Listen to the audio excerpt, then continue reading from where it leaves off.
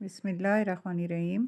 आज मैं आपके साथ चिकन करी की रेसिपी शेयर कर रही हूँ जो कि नहायत आसान और बड़ा ही सिंपल है बनाना।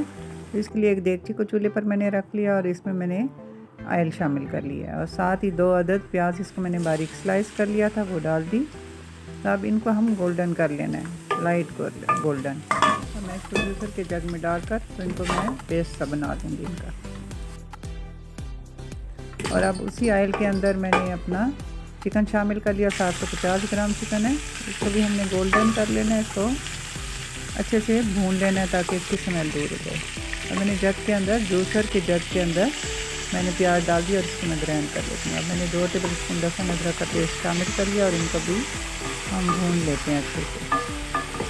तो चिकन को इस वक्त अच्छी तरह से फ्राई कर लेने के बाद और लहसुन अदरक को भून लेने के बाद अब मैंने प्याज का पेस्ट शामिल कर दिया चिकन के अंदर और 2 अदद टमाटर, उनका भी मैंने पेस्ट बना दिए, वो भी मैंने शामिल कर दिया चिकन के अंदर। साथ स्पाइसेस डाल लेते हैं। हल्दी ½ टीस्पून और धनिया 1 टीस्पून भर के, लाल मिर्च पाउडर भी 1 टीस्पून है, ज़ीरा और गरम मसाला ½ टीस्पून और काली मिर्चें भी साथ ½ टीस्पून। नमक थोड़ी देर के बाद मैं इसमें शामिल कर लूँगी। इसको अच्छे से भून लेना है, कवर कर लेना है ताकि पानी इसका खुश्क हो जाए।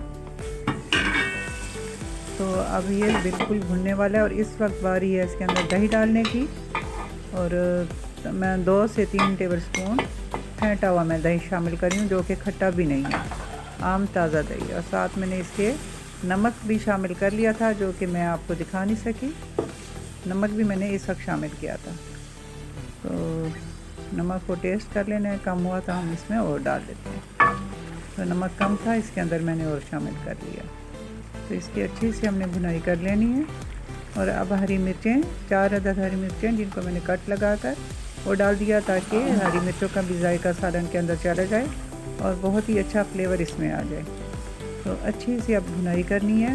भूनने में कोई कंप्रोमाइज़ नहीं है, जितना अच्छा भुना जाएगा उतना ही टेस्टी हमारा सालन बन के तैयार होगा। अभी अच्छे से भून चुका है और इस वक्त मैं इसके अंदर अपनी ज़रूरत के हिसाब से पानी शामिल कर लूँगी।